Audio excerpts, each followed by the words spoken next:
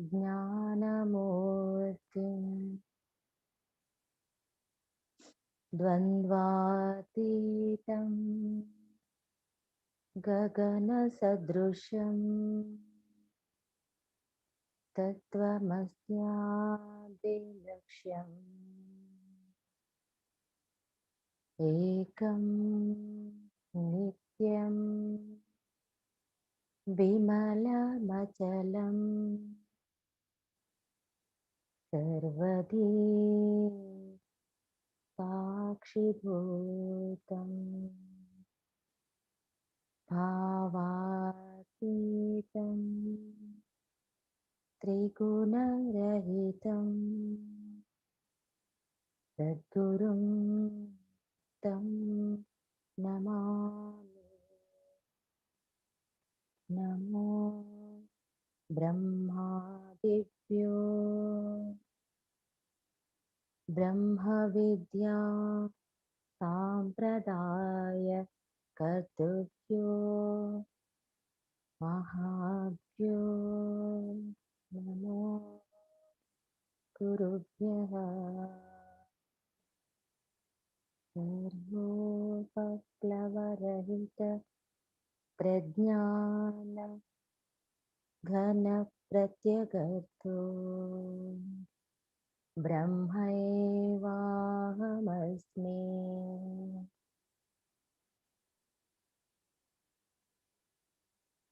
सदाशिवसमारम्भां व्यासशङ्करमध्यमाम् अस्मदाचार्यपर्यन्तां वन्दे गुरुपरम्पराम्।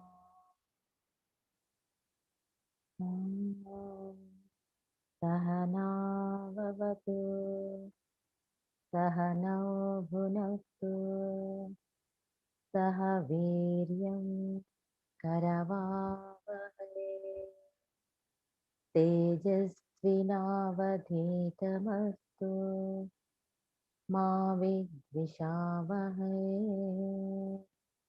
ॐ शान्ति शान्ति शान्तिः। हरिः ओम्। श्रीगुरुभ्यो नमः। हरिः ओम्। साईराम।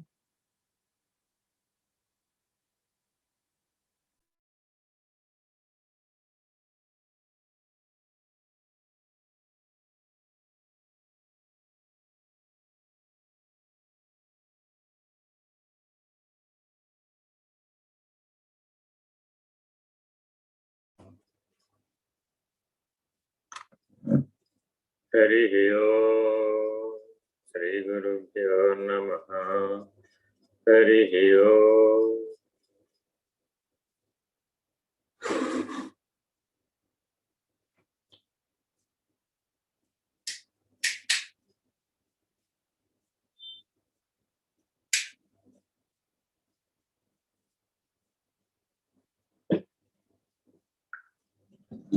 ब्रह्मानन्दं परमसुखदं केवलं ज्ञानमुक्तिं द्वन्द्वातीतं गगनसदृशं तत्त्वमस्यादिलक्ष्यम् एकं नित्यं विमलमचलं सर्वधी साक्षिभूतं भावातीतं त्रिगुणरहितं सद्गुरुं तं नमामि। नमो ब्रह्मादिभ्यो ब्रह्मविद्या साम्प्रदाय कर्तृभ्यो वंश ऋषिभ्यो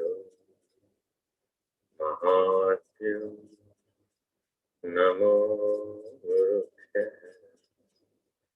सर्वोपप्लवरहित प्रज्ञानघन प्रत्यगर्थो ब्रह्मैवाहमस्मि अहं पदार्थरहितः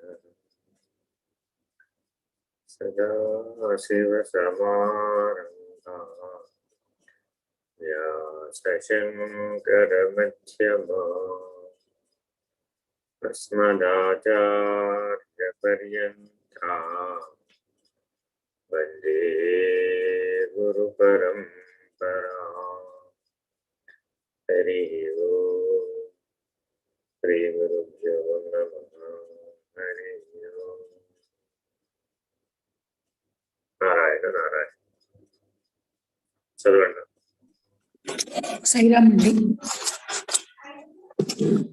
మృతం చాస్తి సర్వత్ర మృతం నాస్తి సదా ధ్రువం భ్రాంత్యా వితత్సదా భాతి భ్రాంతి నాశే సదా నయే. తాత్పర్యం చదవమంటారండి? చదవండి. అంతటా ఉన్నది అమృత తత్వమే, మృతము అన్నది లేదు, ఇది ధ్రువము. భ్రాంతి చేతనే ఈ సత్ భాషించుచున్నది. భ్రాంతి నశించిన ఎడల సత్ అనున్నది లేదు. సత్ అసత్ అనేటటువంటి వివేకం లభించినటువంటి వాడికి చెప్పబడుతుంది. ఎవరికైతే అసద్వాచ్యమైనటువంటి పిండ బ్రహ్మాండ రీతులు, క్షరాక్షర రీతులు అన్నీ తెలిసి అవతలకి దాటాడో వాడికి సదసద్వివేకం ఉన్నట్టుగా భావించడం నిర్ణయించింది. అటువంటి సదసద్వివేకము కలిగినటువంటి వాడు సత్వాచ్య శబ్దమైనటువంటి బ్రహ్మమునకు పరమును లక్షించాడు. ఎప్పుడైతే ఏకం సత్ అనేటటువంటి బ్రహ్మమై ఉన్నదో దానికి పరమై ఉన్నటువంటి పరబ్రహ్మ నిర్ణయాన్ని లక్షించినప్పుడు ఈ సత్తు కూడా భ్రాంతియే అనే నిర్ణయం తెలుపబడు. ఎలా? ఎప్పటికప్పుడు ఇది ఉన్నది, ఇది ఉన్నది, ఇది ఉన్నది అని అధిష్టాన ఆశ్రయ పద్ధతిగా సాంఖ్య తారక అమనస్క విధిగా పరిణామం చెందాడు. అలా పరిణామం చెందినటువంటి శిష్యుడు చివరి దశకు వచ్చేసేటప్పటికీ తనకు పరం, తాను తత్స్వరూపుడు, తత్తుకు పరం అంటే పరతత్వం. ఇక త్వం అన్నటువంటిది తత్తు యందు లీనమైపోయి ఉంది కాబట్టి తత్తుకు పరమైనటువంటి స్థితిని లక్షించాలి, అదే నీ లక్ష్యం అని గురువు సూచన చేసినప్పుడు దానికి ఇప్పటి వరకు ఉన్నటువంటి అధిష్టాన చేతన బ్రహ్మం యొక్క లక్షణములు లేవు. దానికి ఇప్పటి వరకు ఆశ్రయించి ఉన్నటువంటి జగద్భావ లక్షణములు కూడా లేవు. ఈ రెండూ లేనిది సదసద్రహితమై ఉన్నది అమృతము. సదసత్తులతో కూడుకున్నటువంటిది, రాకడా పోకడా కలిగినటువంటిది, ఆద్యంతములు కలిగినటువంటిది. కాబట్టి జాగ్రత్తగా గమనిస్తే పరబాహ్యం, పరబయలు అనేటటువంటిది అమృత స్వరూపమై ఉన్నది.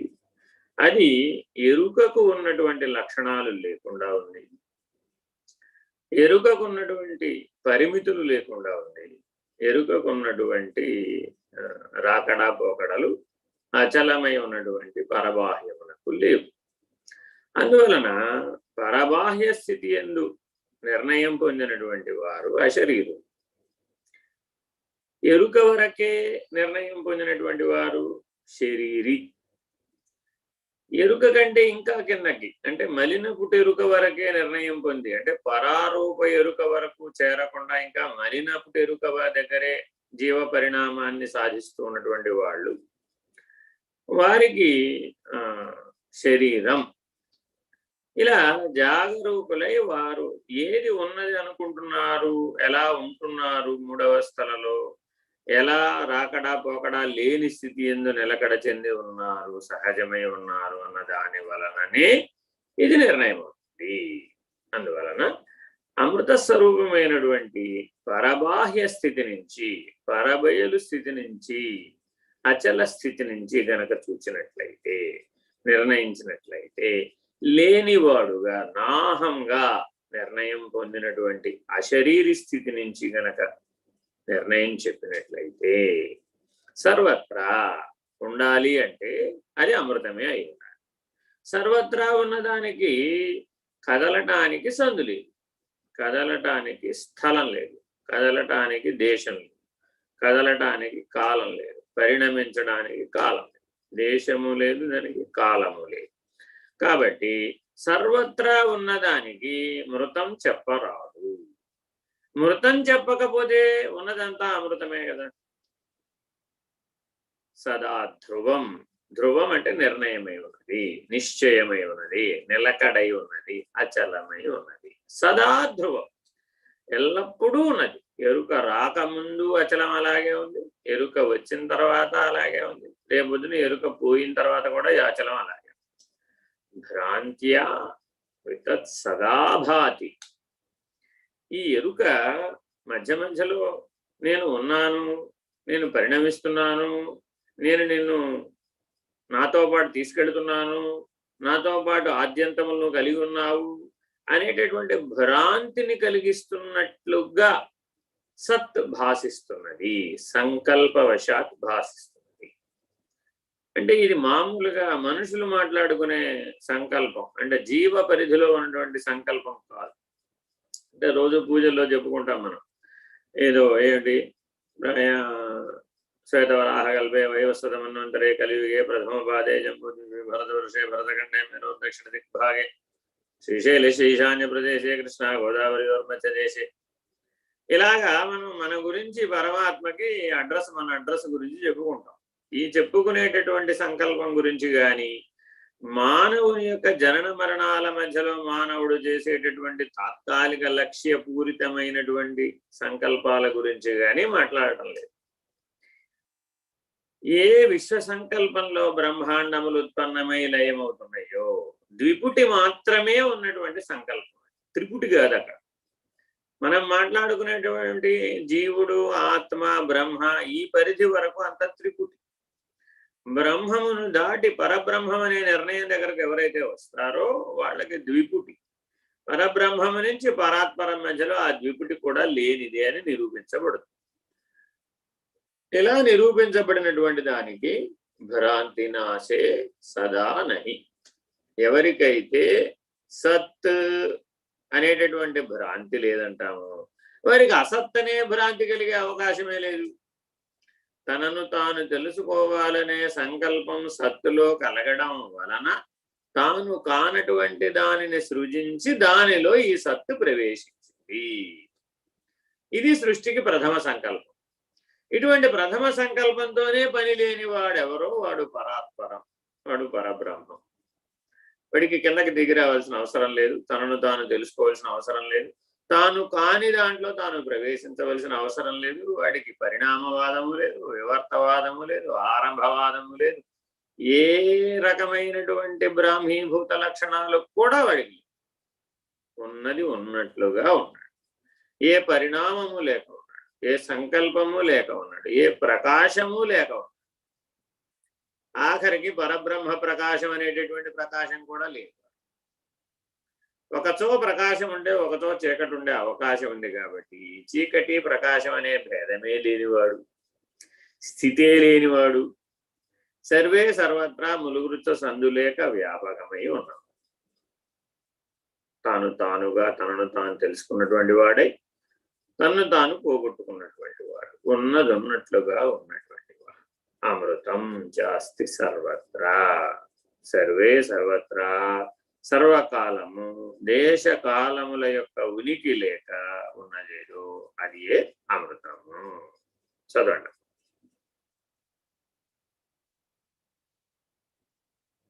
తరువాత శ్లోకం. యోగం జ్ఞానం ద్వయం త్యక్త్వా సత్వా సత్యమసత్యకం సర్వస్తైక్యైవ యత్ జ్ఞప్తిః తత్ జ్ఞప్తి సహ వర్జయేత్. యోగము మరి చదవండి. యోగము జ్ఞానము అను రెంటిని విడనాడి సత్యాసత్యములను విడనాడి సర్వము విసర్జించినప్పుడు ఏ జ్ఞప్తి ఎరుక మిగులునో దానిని కూడా విడిచిపెట్టాలి. అంటే పరిణామ దశలలో మొట్టమొదట మానవుడు ఎలా ఎదగాలట? మొదట యోగం అనే పరిణామాన్ని పొంది ఆత్మ సాక్షాత్కార జ్ఞానాన్ని పొందాలి. ఆ తదుపరి జ్ఞానం అనే పరిణామాన్ని పొంది బ్రహ్మనిష్టను పొందాలి. ఇట్లా ఈ రెండింటి పరిణామాన్ని పొందిన తర్వాత తత్పరంచావలోకయేత్, ఆ పరాన్ని బాగా తెలుసుకోవాలి, అవలోకించాలి.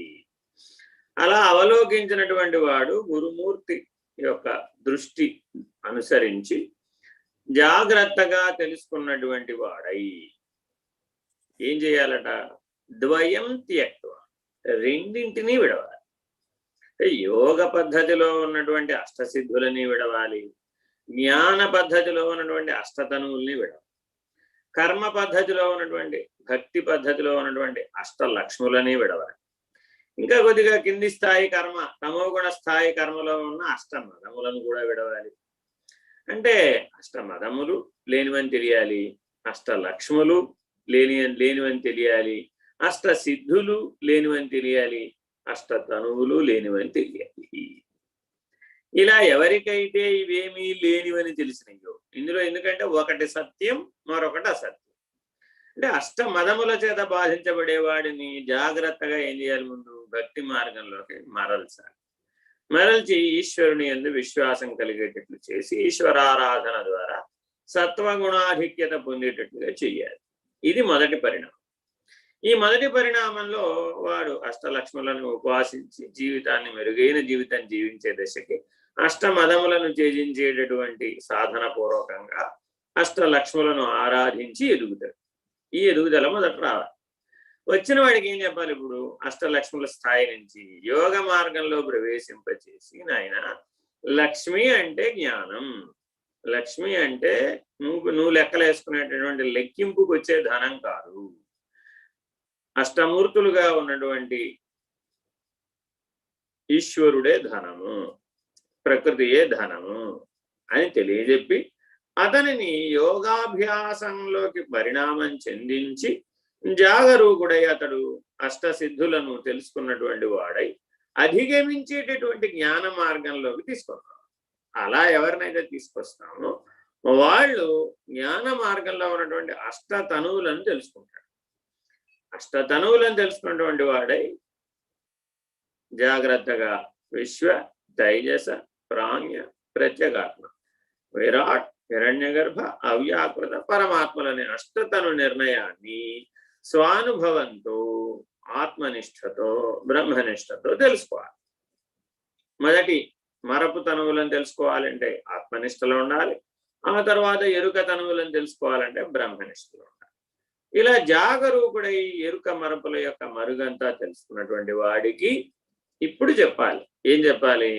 నాయన అష్టమదములంతా అసత్యం, అష్టలక్ష్ములు అసత్యం, అష్టసిద్ధులు అసత్యం, అలాగే అష్టతనువులు కూడా అసత్యం. దాని అవతల నుంచి చూడు, పైనుంచి చూడు, పరము నుంచి చూడు, అలా విసర్జించు. ఇలా విసర్జించేస్తే విసర్జించాననే జ్ఞప్తి మిగిలిపోయింది, త్యాగం చేస్తే త్యాగం చేశాననే జ్ఞప్తి మిగిలిపోయింది. దానిని కూడా పరిత్యాగం చేయాలి. పరి అనే ఉపసర్గం చేర్చారు. అందుకని ఎరుక విడవడం అంటే పరిత్యాగం. అలా ఆ పరిత్యాగం ఎప్పుడైతే చేశాడో వెంట్రుక వాసి ఎరుక కూడా లేకుండా పోయాడు. ఉన్నదన్నట్లుగా ఉన్నటువంటి అచల స్థితిలోకి నిలకడ చెందాడు. తానే లేని ఆవరణ రహితమైనటువంటి, సదసద్రహితమైనటువంటి, తద్రహితమైనటువంటి, యథార్థమైనటువంటి, ఉన్నది ఉన్నట్లుగా ఉన్నటువంటి, కదలనటువంటి, ములుగురు సందు లేనటువంటి అచల స్థితి యందు నిలకడ చెందాడు. చదువు. ఉపాధిద్వయం నాస్తి ఏకద్వయం నహి అస్తి నాస్తి యజ్ఞప్తిః అజ్ఞప్తిర్నహి సర్వదా. ఉపాధి ద్వయం అన్నది లేదు. ఒకటి లేదు, రెండు లేదు. I can't connect to the Wi-Fi. You might want to check the connection settings in the Google Home app.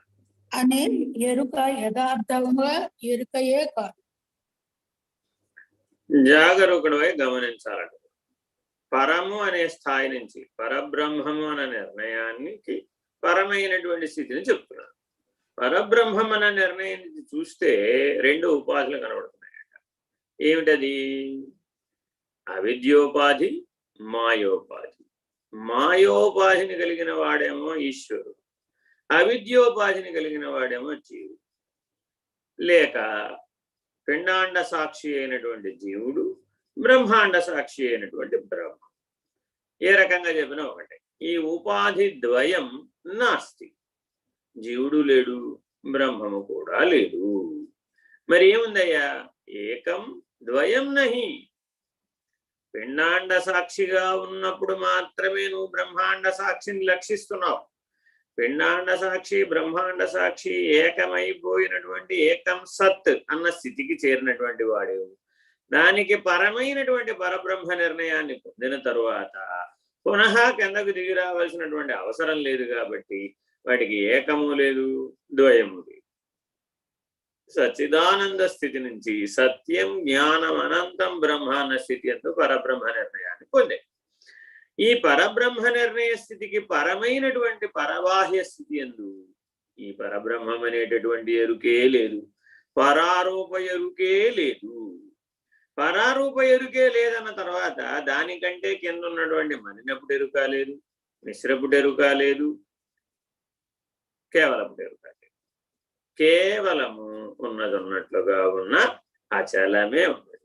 అందువలన ఉన్నదని చెప్పాలన్నా నేను ఉండాలి, లేనిదని చెప్పాలన్నా నేను ఉండాలి.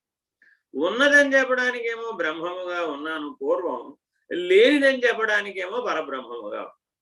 కాబట్టి ఇప్పుడు నేను అస్థి అంటలేదు, నాస్తి అని కూడా అంటలేదు. అస్థి అంటే బ్రహ్మముగా ఉన్నా, నాస్తి అంటేనేమో పరబ్రహ్మముగా. ఇప్పుడు ఆ బ్రహ్మము లేదు, పరబ్రహ్మము కూడా లేదు. ఎత్ జ్ఞప్తి లేదు, తత్ జ్ఞప్తి లేదు. అంటే పిండ బ్రహ్మాండములు ఉన్నాయి, ఏర్పడ్డాయి, వ్యవహరించినాయి, పరిణమించినాయి అనే గొడవ ఇప్పుడు లేదు. అనంత విశ్వంలో నుంచి బ్రహ్మాండములు ఉత్పత్తి లయములు పొందుతున్నాయి అనేటటువంటి సంకల్ప స్థితి లేదు. ఇప్పుడు ద్విపుటి అంటే అర్థం ఏంటంటే పిండ బ్రహ్మాండములు ఏకమైపోయినదంతా ఒకటి, ఏకం సత్.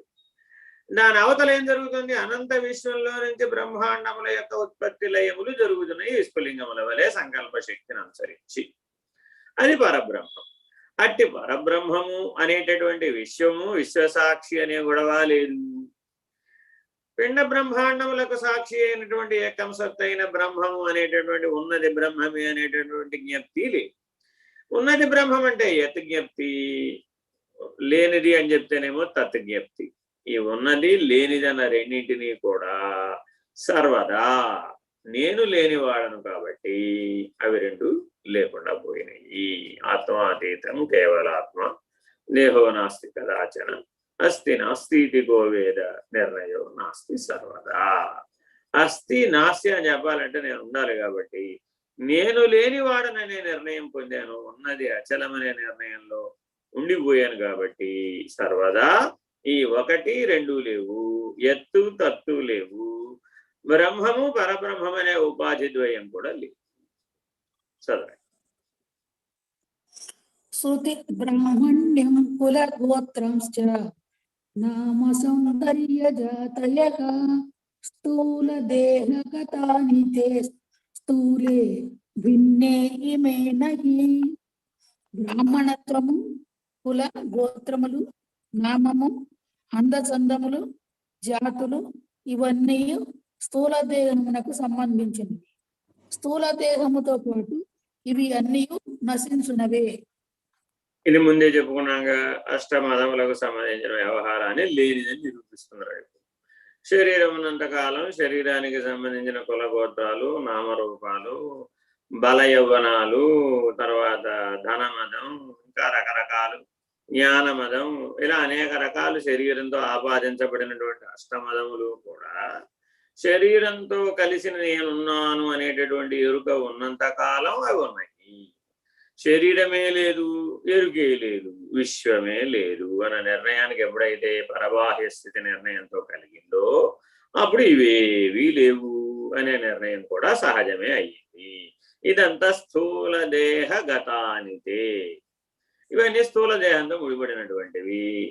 స్థూల దేహంతో ముడిపడినవి అక్కడే వదిలేశాను. నేను స్థూల దేహం కాదని ఏనాడో చెప్పేసుకున్నా కదా, నేను దేహిని, దేహం కాదు. కాబట్టి దేహ సంబంధమై ఉన్న అష్టమదములు నాకు లేవు. చదవండి. క్షుత్పిపాసాదికాన్ సర్వే రాగద్వేషాదయోపి చ లింగదేహకథా వేతే యలింగస్య న విద్యతే. ఆకలి దప్పులు, రాగద్వేషములు ఇవి అన్నీ లింగదేహమును ఆశ్రయించి ఉండు. లింగదేహం నశించిన ఎడల వీటికి ఉనికి లేదు. పైనేమో అంగ శరీరం గురించి నేను కాదన్నాను కదా, స్థూల దేహం అనేది నేను కాదన్నప్పుడు మరి సూక్ష్మదేహం అయి ఉండొచ్చు కదా అనేదాన్ని నివర్తింపజేస్తున్నాను. సూక్ష్మదేహానికి ఏమున్నాయి? ఆకల్లెబ్బికలు, రాగద్వేషాలు, శోకమోహాలు. ఆకల్లెబ్బికలు, రాగద్వేషాలు, శోకమోహాలు ఇవేవి నాకు లేవు. ఎందుకని? లింగము, అంగము, భంగము. లింగాంగ భంగం అయ్యేటటువంటి కేవల జ్ఞానాన్ని పొందాను, కేవలాత్మస్థితిని పొందాను, నేను లేనివాడనే నిర్ణయాన్ని పొందాను, నాహం స్వరూపాన్ని పొందాను. అంతకుముందు స్వస్వరూపం వరకు మాత్రమే ఉన్నప్పుడు ఈ సూక్ష్మ శరీరం ఆ కారణ శరీరంలో నుంచి ఉత్పన్నమవుతుంది.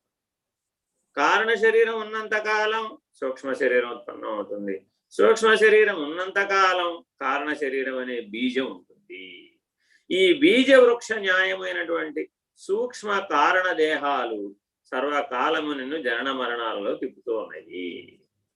ఏ జ్ఞానం లభిస్తే కారణరహితమైనటువంటి మహాకారణ నిర్ణయం అయిందో, కారణ అతీతమైనటువంటి స్థితి నుంచి కారణరహితమైనటువంటి స్థితికి నువ్వు చేరేవు.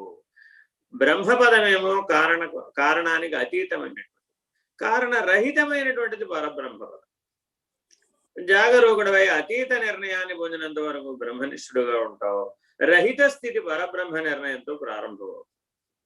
ఇలా జాగరూకుడవై నీవు స్థూల దేహాన్ని ఎలా కాదన్నావు, అలాగే సూక్ష్మదేహం అంతా ఈ భావములు, షడ్భావ వికారములతో కలిగి. స్థూల దేహానికి చెప్పినప్పుడు ఏం చెప్పాము? జాయతే, వర్ధతే, వృద్ధియతే, అలాగే విపక్షీయతే, అలాగే విపరిణామతే, పెరుగుతుంది, కొంతకాలం తర్వాత ఉంటుంది, కొంతకాలం తర్వాత క్షీణిస్తుంది, కొంతకాలం తర్వాత నశిస్తుంది. ఇలా షడ్భావ వికారాలు ఎలా అయితే స్థూల దేహానికి చెప్పబడ్డాయో అలాగే సూక్ష్మదేహానికి కూడా షడ్భావ వికారాలు ఉన్నాయి. అదేమిటంటే ఆకలి దప్పికలు, రాగద్వేషాలు, శోకమోహాలు. ఈ ఆరింటిని షడ్భావ భావ రూపంలో పొందుతూ ఉంది నిరంతరాయంగా. ఈ 6 భావాలని పొందుతూ ఉన్నది ఏదో అదే సూక్ష్మ శరీరమై ఉన్నది. అది ప్రాణ మనస్సుల చేరిక చేత ఏర్పడుతున్నది. నేను ప్రాణమును కాదు, నేను మనస్సుని కాదు అని ఎవరైతే నిర్ణయం పొందారో, ప్రాణ మనస్సుల తాదాత్మ్యతని విడిపించుకోగలిగారు. ఒక రకంగా ఉపవాసం, జాగరణ అనే సాధనలు ఈ సూక్ష్మ శరీరం నుంచి విడిపించుకోవడం కోసమే చెప్పబడి. జాగరూకుడవై ఆ వాటిని నిత్యోపవాస దీక్షతో విరమించుకోవాలి. అలాగే తురీయ నిష్ఠతో విరమించాలి. తురీయ నిష్ఠ లేని వారికి ఈ లింగ శరీరం భంగమయ్యే అవకాశం లేదు. ఇది చాలా ముఖ్యమైన విషయం. చాలా మంది వాళ్ళ ఎక్కడ దాకా మాట్లాడుకుంటున్నామంటే ఎరుక బయలు, ఎరుక లేని బయలు కూడా బయలుగా అవతల పరబయలులాగా మాట్లాడేసుకుంటున్నాం. కానీ తురీయ నిష్ఠ లేకపోవడం వలన ఈ లింగ శరీరం భంగం అవ్వలేదు. ఎప్పుడైతే ఇది భంగం కాలేదు, పునః ప్రపంచానికి సంబంధించిన, సృష్టికి సంబంధించిన, సంస్కారాలకు సంబంధించిన, వాసనలకు సంబంధించిన, ఈషణత్రయాలకు సంబంధించిన, తాపత్రయాలకు సంబంధించినటువంటి బీజములు మిగిలిపోతాయి. అవి సందర్భం వచ్చినప్పుడు పునః అంకురిస్తాయి. అంకురించినప్పుడు స్థూలంలో మీకు అనుభూతం అవుతుంది, బీజ స్థితిలో ఉన్నప్పుడు సూక్ష్మ శరీరంలో. వాస్తవానికి ఈ బీజములన్నీ కూడా కారణ శరీరంలో మూట కట్టబడి అవి భావ రూపంలో అంటే ఆకలి దెబ్బికలు రాగద్వేషాలు శోకమోహాలనే భావ రూపంలో సూక్ష్మదేహంలో అనుభూతమై అవి మరింత బలవత్తరమై స్థూల దేహంతో కూడా ఇంద్రియాలతో కూడి ఆచరించబడతాయి. ఆచరించబడి పునః ఆగామి కర్మను సంతరింపజేస్తుంది. తద్వారా పునర్జన్మని విద్యతే అన్న స్థితి నుంచి పునర్జన్మ కావాలి అన్న స్థితికి చేరుతుంది. కైలాస శిఖరాన్ని కనుక ఎవరైనా దర్శిస్తే వారికి పునర్జన్మ నవిద్యతే అని పెద్దల వాక్యం. ఏమిటి కైలాస శిఖరం అంటే నీలో ఉన్న బ్రహ్మరంధ్ర స్థానమే కైలాస శిఖరం. ఆ కైలాస శిఖరం ఎలా అయితే సూర్యోదయ కాలంలో బంగారు కాంతులు ఈనుతున్నట్లుగా కనబడు. నిజానికి కైలాస శిఖరం రాత్రిపూట కూడా అలాగే కనపడాలి కదా, మరి లేదు. అక్కడ ఉన్నటువంటి ఆ మంచు, ఆ వాతావరణం, ఆ సూర్యోదయ కిరణాలు పడ్డప్పుడు అది అట్లా కనబడు. అది సత్యమేనా అంటే అక్కడ కైలాస శిఖర దర్శనానికి వెళ్ళిన వాళ్ళందరూ కళలో ఒత్తులేసుకుని బ్రహ్మ ముహూర్తం నుంచి సూర్యోదయ కాలం వరకు చూస్తుంటారు. ఆ అద్భుత దృశ్యాన్ని చూడాలి. అందులో ఒక రహస్యం ఉందన్నమాట. గాఢ నిద్రావస్థ యందు నీకు కలిగేటటువంటి ఆత్మ సాక్షాత్కార జ్ఞానం యొక్క ప్రకాశం ఎలా ఉంటుందో ఆ సూర్యోదయ ప్రకాశం అలా ఉంటుందన్నమాట. అందుకని దాన్ని చూడమని పెద్దలందరూ ఉద్బోధిస్తారు. జాగరూకులై అలా దర్శించే ప్రయత్నం చేస్తారు.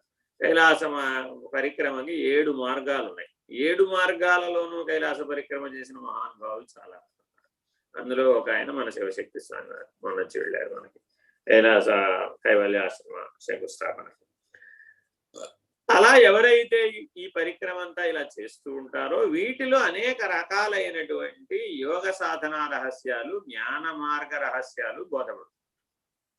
అవేమిటి అంటే ఈ స్థూల సూక్ష్మ కారణ స్థితుల నుంచి దాటి మహాకారణ స్థితులను నిలకడ చెందడానికి ఉపయుక్తమయ్యేటటువంటి జాగరూకుడవై నీవు ఈ లింగ శరీరం నుంచి బయటపడాలి.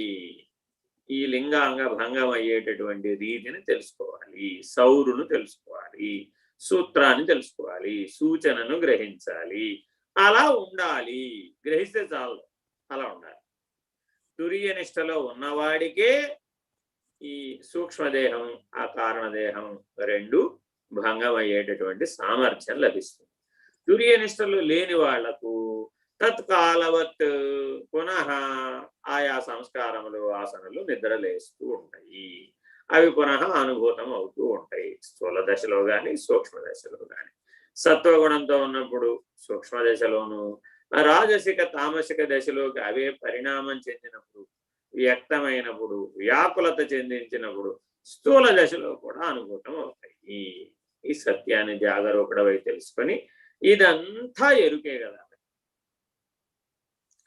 లింగదేహగతావేతే హ్యలింగస్య న విద్యతే. ఏ ఎరుక విడిస్తే అసలు ఈ లింగదేహానికి అవకాశమే లేదు. అటువంటి ఎరుక లేని స్థితిలోకి, పరబాహ్య స్థితిలోకి నువ్వు నిలకడ చెందు. చదవండి. కారణం ప్రియమోదస్తే జీవత్ భ్రాంతి సంయుతం బ్రహ్మత్వం చ తథా జ్ఞాత్వా యవాంఛా సంపరిత్యజే. కారణము సంతోషము జీవత్వ భ్రాంతితో కూడినది. బ్రహ్మతత్వమును గ్రహించి వాంఛను విడనాడు. ఇప్పుడు కారణ శరీరం గురించి చెప్తున్నాను. కారణం ప్రియమోదాస్తే. ఏమంటే కారణ శరీరంలో ఏమున్నాయండి? ప్రియము, మోదము, ప్రమోదం, ఈ మూడు కలిపితే కారణ శరీరం. అన్ని జనన మరణాలకి, 84 లక్షల జీవరాశుల యొక్క జనన మరణాలకి కారణ రూపంలో ఉన్నటువంటి ఒకే ఒక బీజ సముదాయము ప్రియము, మోదము, ప్రమోదం. సకల ప్రాణులకు అసంతృప్తి కలుగుతోంది స్థూల జీవితంలో. ఆ అసంతృప్తులన్నీ ఎక్కడికి పోయి చేరుతున్నాయా అంటే ఈ కారణ శరీరంలోకి. సకల ప్రాణులకు శోకమోహాలు ఏర్పడుతున్నాయి, అవన్నీ పోయి ఎందులోకి చేరుతున్నాయి అంటే ఈ కారణ శరీరంలోకి చేరుతున్నాయి. సకల ప్రాణులకు రాగద్వేషాలు ఏర్పడుతూ ఉన్నాయి, అవన్నీ పోయి ఎందులోకి చేరుతున్నాయి అంటే ఈ కారణ శరీరంలోకి. రోజు మానవుడు నిద్రపోయేటప్పుడు మెలకువలో కలలో తాను అనుభవించిన సమస్తము పునః అత్యంత సూక్ష్మీభూతమై ఈ కారణ శరీరంలోకి జరిగిపోతుంది అవిద్యా రూపంలో. ఇటు అవిద్యని గనక మనం విభజించి చూస్తే ప్రియ మోద ప్రమోదాలుగా ఉన్నది. ఉన్నదంతా బ్రహ్మమే, ఉన్నదంతా ఈశ్వరుడే, అసలు రెండవది లేనే లేదు అన్నప్పుడు శోకమోహాలకి, రాగద్వేషాలకి, ఈర్ష్యాసూయలకి అవకాశమే అసలు అవకాశమే లేదు. కాబట్టి ఏ స్వస్వరూప జ్ఞానం పొందడం ద్వారా అంతటా తానే అయి ఉన్నాను, అన్నీ తన యందు ఉన్నవి అని అనుభవం కలుగుతోందో, అట్టి స్వస్వరూప జ్ఞానం కలిగినటువంటి వాళ్ళకు మాత్రమే ఈ రాగద్వేషాలు, ఈర్ష్యాసూయలు, శోకమోహాలు తొలగిపోతాయి. లేకపోతే అవన్నీ అలాగే ఉంటాయి. ఆగామి కర్మగా పరిణమిస్తూ ప్రారబ్ధ కర్మ అనుభవం చేత రద్దవగా సాక్షీభూత స్థితి అందుండి అనుభవించినప్పుడు మాత్రమే రద్దవుతుంది. అది కూడా ప్రారబ్ధం నేను అనుభవించేసా కదండి, రద్దయిపోయిందంటే లాభం లేదు. సాక్షిగా ఉండి ఆత్మస్వరూపంగా ఉండి నువ్వు అనుభవించినప్పుడే ప్రారబ్ధం రద్దవుతుంది, లేకపోతే శేషం మిగిలిపోతుంది. అలాగే ఆత్మస్వరూప నిర్ణయంతో ఉన్నప్పుడు ఆగామి కర్మ రద్దవుతుంది. కానీ బ్రహ్మజ్ఞానం కలగకపోతే సంచితం రద్దవదు. సంచితం రద్దవకపోతే కారణ శరీరం రద్దవు. దీనికి దానికి లింక్. కాబట్టి మనం అంతా ఎక్కడ మూట కడుతున్నాం? అంచితము, సంచితము, వంచితము. ఈ మూడు మాటలు వేదాంతంలో బాగా వాడబడుతుంటాయి. నువ్వు ఎప్పుడు అంచితముగా శరణ వేడాలి, అంచితముగా జ్ఞానాన్ని సంపాదించాలి, అక్షయంగా సంపాదించాలని అర్థం. ఎప్పటికీ క్షయించదు బ్రహ్మజ్ఞానం. అటువంటి శరణాగతిని, అటువంటి జ్ఞానాన్ని నువ్వు సముపార్జించాలి. అప్పుడు ఏమవుతుందయ్యా? సంచితం అనేది లేకుండా పోతే ఏమవుతుందయ్యా? నువ్వు దాని చేత వంచబడకుండా. ఇప్పుడు నాకు మొన్న ఒక చిన్న కథ గుర్తుకొచ్చింది. ఒక జంతువు ఆకలేసిందని. ఆకలేస్తే ఈశ్వరుడు ఆ పక్కనే ఉన్నటువంటి చేనుంది కదా తినమన్నాడు. చేనుంది కదా తినమంటే మృగానికి ఉచ్చ నీచాలు తెలియవు కదా. ఇది చేను, ఇది గట్టు, ఇది తింటే పడతారు, ఇది తింటే లాభం లేదు అని అది చేలో దిగి శుభ్రంగా మేసేసింది. మేసేస్తే ఏమైంది? ఆ చేలు ఎవరైతే యజమాని ఉన్నాడో ఆ యజమాని కోపం వచ్చి ఈ మృగం యొక్క యజమాని దగ్గరికి వెళ్ళి, నీ మృగాన్ని నువ్వు కట్టు తప్పి విడిచిపెట్టబట్టి నా చేను పాడు చేసేసింది అని కోపం వచ్చి ఒక కర్ర తీసుకుని గట్టిగా కొట్టాడు. వాడు కాస్త మరణించాడు. ఆ మరణించడాన్ని వాళ్ళ ఆవిడ చూసింది. వాళ్ళ ఆవిడ చూసి అయ్యో మా ఆయన్ని కాపాడుకోలేకపోయాను అని ఆవిడ ఒక కర్ర తీసుకుని వాళ్ళ ఇంటికి వెళ్ళి వాళ్ళ ఆవిడని కొట్టి వాళ్ళ ఆవిడ పోయింది. వాళ్ళ ఆవిడ పోయేటప్పటికి ఈయన తట్టుకోలేక మళ్ళీ ఆయన ఇంకో కర్ర పట్టుకుని ఈవిడిని కొట్టాడు. ఈవిడ పోయింది. ఇది వీళ్ళ అబ్బాయి చూశాడు. వాడిని కొట్టాడు, వాడు పోయాడు. వాళ్ళ అబ్బాయి చూశాడు, వచ్చి వీళ్ళ అబ్బాయిని కొట్టాడు, వీడు పోయాడు. ఇట్టా ఒకరినొకరు కొట్టుకున్నారు. అటు నలుగురు ఇటు నలుగురు 8 మంది పోయారు. ఇప్పుడు దీనికి కారణం ఈశ్వరుడు అన్నాం. ఏమైపోయినప్పుడు ఈ అజ్ఞానానికి, ఈ అజ్ఞానం చేత, ఈ అవిద్య చేత వంచింపబడేటటువంటి లక్షణం జీవుడికి ఉందే గాని అది కూడా ఈశ్వరానుగ్రహం అంటే ఎలా? నాకున్న అజ్ఞానం కూడా ఈశ్వరానుగ్రహమే కదండి. నాకు ఇట్లా తోచకుండా నన్ను ఉంచేటట్లుగా, నేను ఇంత మూఢుడిగా ఉండేటట్లుగా చూసింది కూడా ఈశ్వరుడే కదా. అంటే అలా లాభం లేదు. అంటే వేదాంతానికి విపరీత వ్యాఖ్యానం అండి, సరి అయిన వ్యాఖ్య కాదన్నమాట. రోగానికి ఆకలేసింది, దానికి ఆకలిగా ఆహారం చూపెట్టడం ఈశ్వరుడి ధర్మం. దానికి ఆ స్ఫురణ కలిగేట్టు చేసాడు, ఎదురుకుండా ఆహారం కనపడింది, తిన్నది. సర్లే తింటే తిందిలే అని క్షమించేస్తే మృగం దానికి బుర్రలేదని వదిలేసాడు అనుకోండి, అప్పుడు ఏం గొడవ లేదుగా. అసలు జరిగిన నష్టం ఎంత? వివేకం కోల్పోయి ప్రాణాల మీదకి తెచ్చుకున్నాడు. ఇలాగా మానవుడు తన జీవితం మొత్తం మీద తాను చేసి తాను అనుభవిస్తున్నటువంటి కర్మచక్రంలో ఉన్న అన్ని పనులకు, అన్ని ఫలితాలకు ఈశ్వరుడు కారణమని ఈశ్వరుడి మీద ఆరోపిస్తూ ఉంటాడు. ఇది సరి అయిన జ్ఞానం కాదంటున్నాడు. ఎందుకని? నువ్వు సాక్షిగా జీవించి, నువ్వు ఆత్మస్వరూపుడుగా జీవించి, సరి అయిన వివేకంతో జీవించి, సరి అయినటువంటి కార్యకారణ వివేకంతో జీవించినప్పుడు మాత్రమే ప్రారబ్ధం రద్దవుతుంది. లేకపోతే ప్రారబ్ధం రద్దు కాదు. పునః కారణంలో నుంచి సూక్ష్మం వ్యక్తమవుతూనే ఉంటుంది. ప్రియమోద ప్రమోదాలు నీకు ఉన్నంత వరకు నీకది పునః సూక్ష్మ శరీరం వ్యక్తమవుతూనే ఉంటుంది. బాగుంది, బాగులేదు, ప్రియం అప్రియం, అంతే. ఈ ప్రపంచంలో అన్ని రెండు మాటల్లోనే ఉన్నాయి, బాగుంది, బాగుంది. ఈ రెండు మాటల్ని, ఈ రెండు భావాలని కనుక త్యజించేస్తే గాఢ నిద్రావస్థకు సాక్షిగా ఉన్నటువంటి వాడికి ఏది బాగుంది, ఏది బాగుంది ఎలా చెప్పగలం? ఇలా జాగరూకుడై తనను తాను సంస్కరించుకొని అన్ని సంస్కారములను రద్దు చేసుకుని తత్వజ్ఞానాన్ని, బ్రహ్మజ్ఞానాన్ని సముపార్జించడమే సంస్కరించుకోవడం అంటే. సనాతన ధర్మంలో షోడశ సంస్కారాలని ఈ ఉద్దేశంతో ప్రవేశపెట్టారు. రోజు చేయబడే షోడశోపచార పూజ కూడా ఈ ఉద్దేశంతో ప్రవేశపెట్టబడింది. అంటే కర్మ యొక్క లక్ష్యమైన బ్రహ్మజ్ఞానమే అయ్యింది, భక్తి యొక్క లక్ష్యమైన బ్రహ్మజ్ఞానమే అయ్యింది, యోగ లక్ష్యమైన బ్రహ్మజ్ఞానమే అయ్యింది, ఆఖరికి ఆత్మజ్ఞాన లక్ష్యం కూడా బ్రహ్మమే అయ్యింది. కాబట్టి అన్ని మార్గాలకు, అన్ని సాధనలకు, అన్ని విచారణలకు, అన్ని శాస్త్ర వాక్యాలకు, అన్ని ఉపనిషత్తులకు కూడా ఆధారం బ్రహ్మమే అయ్యింది. ఇది జాగరూకుడవై అర్థం చేసుకోవాలి. భిన్నత్వాన్ని విడనాడాలి, అనేకత్వాన్ని విడనాడాలి, ప్రియమోద ప్రమోదాలను విడనాడాలి. అటువంటి ప్రియమోద ప్రమోదాలతో కూడుకొని ఉన్నటువంటి సంస్కారాలని, వాసనల్ని క్షయింపజేయాలి స్వస్వరూప జ్ఞానంతో. అలా ఎవరైతే స్వస్వరూప జ్ఞానంతో వీటిని పోగొట్టుకున్నారో వాడికి ఎరుకంటే ఏమిటో బోధపడింది. ఈ ప్రక్రియ పరిణామం పూర్తి కాని వాడికి ఎరుకంటే ఊహ మాత్రమే, స్వానుభవంలో నిర్ణయం కాదు. అలా స్వానుభవంలో నిర్ణయమైనటువంటి వాడు మాత్రమే ఎరుకను విడవగలుగుతాడు గురు సూచనతో. ఇది లేనిది దీనికంటే పరమును దర్శింపజేస్తాడు, దర్శింపజేయగానే ఇది విడిచేస్తాడు.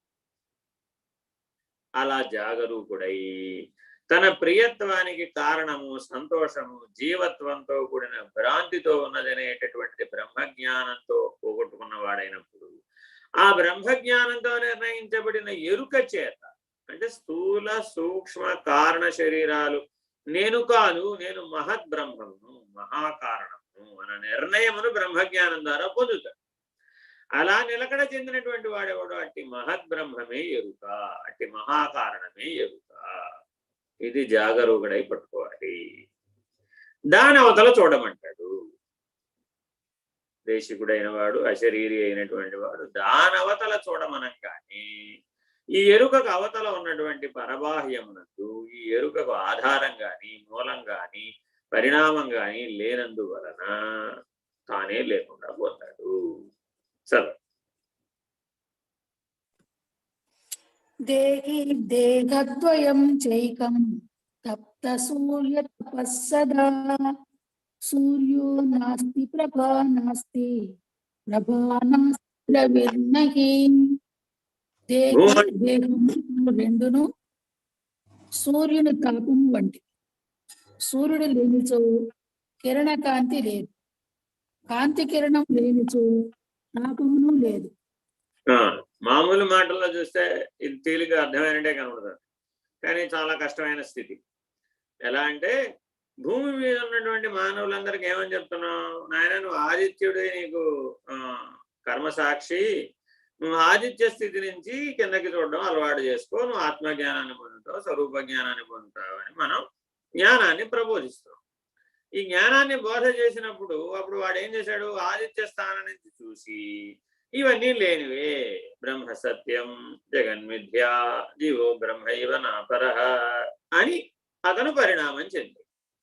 ఇలా ఎవరైతే పరిణామం చెంది తురియనిష్టను పొందాడు వాడికి ఏ జ్ఞానం కలిగిందంటే ఇప్పుడు దేహి దేహము అనే జ్ఞానం కలిగింది. అంటే నేను వేరే, నా శరీరం వేరే, శరీరమే పుట్టిపోతుంది తప్ప నేను పుట్టిపోవడం లేదు, నాకు జనన మరణాలు లేవు, నా శరీరానికి మాత్రమే ఉన్నాయి అనే నిర్ణయం దాకా వచ్చాడు. ఇప్పుడు ఇతనిని అడుగుతున్నాం, నాయన నువ్వు లేక నీ శరీరం ఉందా, శరీరం లేక నువ్వు ఉన్నావా అన్న ప్రశ్న అడిగినప్పుడు దానికి ఉపమానంగా ఏం చెప్పామంట, నైనా సూర్యుడు సూర్యప్రకాశం వేరు వేరేనా ఒకటేనా? రెండు ఒకటిగానే కనబడుతున్నాయి.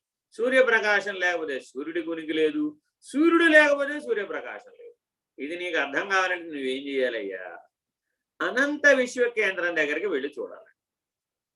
అనంత విశ్వ కేంద్రం దగ్గరికి వెళ్ళి చూస్తే పరబ్రహ్మ నిర్ణయం నుంచి కనుక నువ్వు చూసినట్లయితే బ్రహ్మము యొక్క సృష్టి అక్కడ చెప్తున్నాడు. ఇప్పుడు బ్రహ్మము యొక్క సృష్టి భిన్నంగా లేవు. ఉన్నదంతా బ్రహ్మమే అనే నిర్ణయం నీకు బ్రహ్మజ్ఞానంతో అయమాత్మ బ్రహ్మగా కలగగాని, బ్రహ్మము సృష్టి వేరుగా లేవని నీకు తెలియబడగాని, దానికి అవతల ఉన్నట్టు పరమనే నిర్ణయాన్ని నువ్వు గురు సూచనతో గ్రహించగాని నీకు ఒక నిర్ణయం కలిగింది. ఏమిటి? బ్రహ్మము సృష్టి వేరువేరుగా లేవు, ఉన్నాయి అంటే రెండు ఉన్నాయి అనాలి, లేదంటే రెండు లేవనాలి.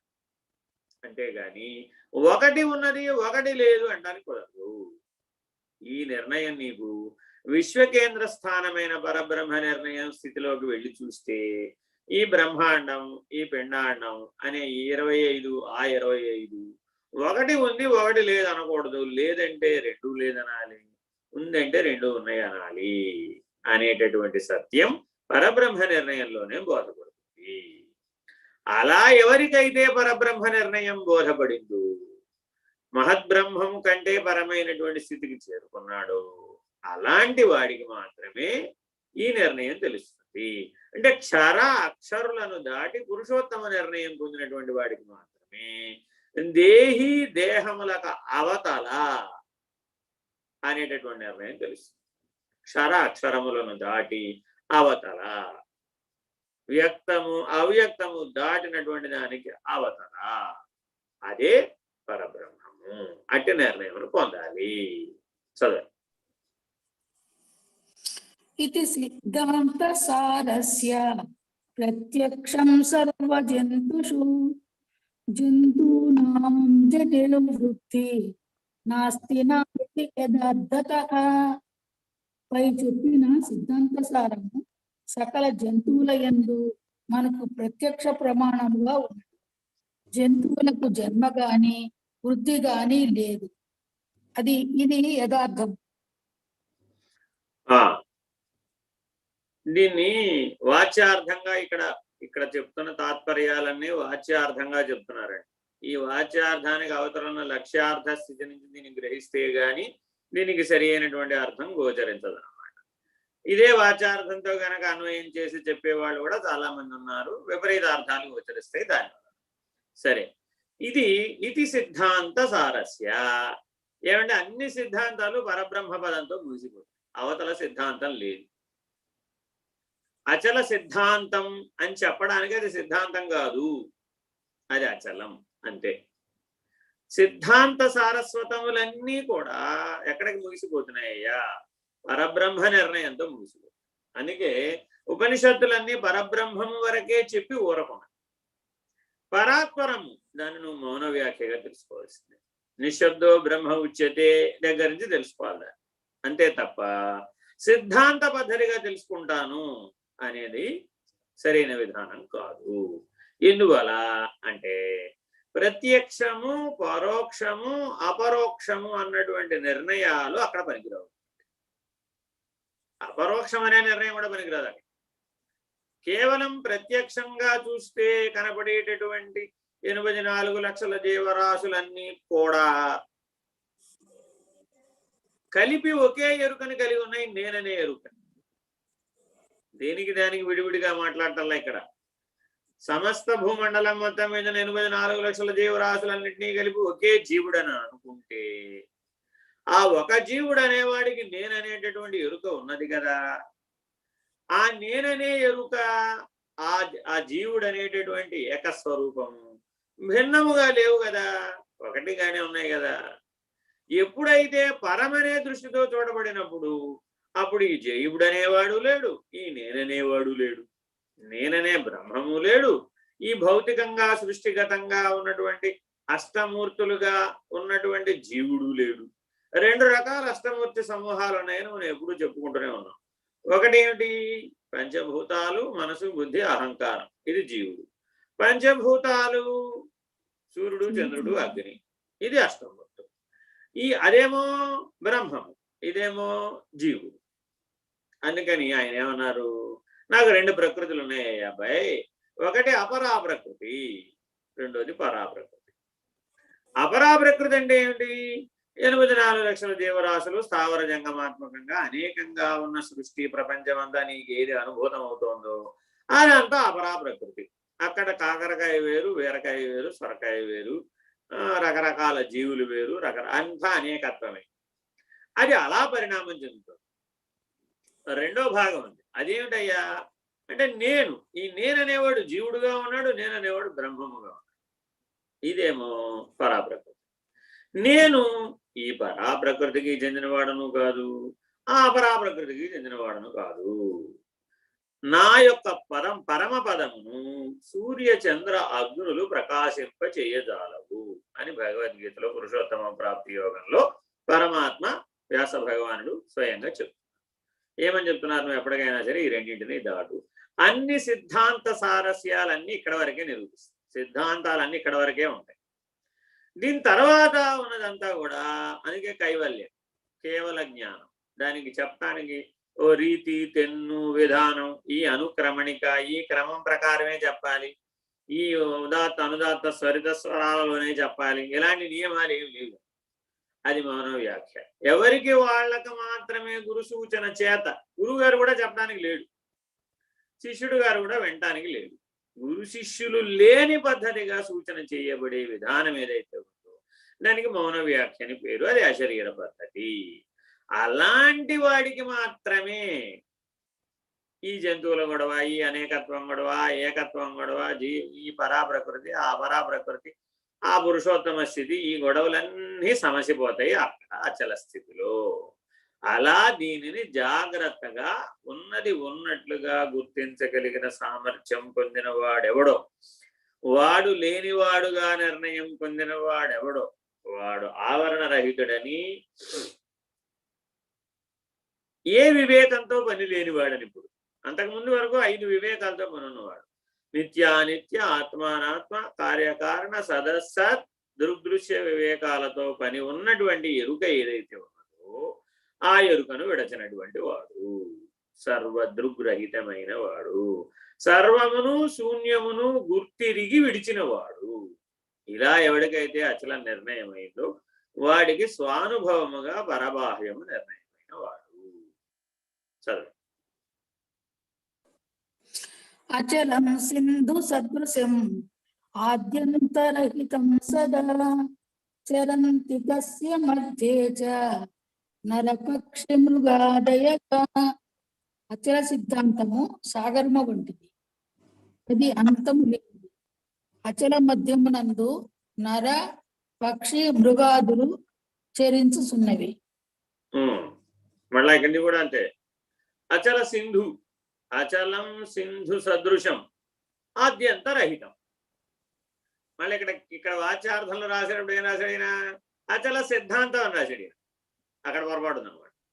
అందుకని అచలము సింధు సదృశం, సాగరము వంటిది. అచల సిద్ధాంతం అనకూడదు, అచలము సాగరము వంటిది.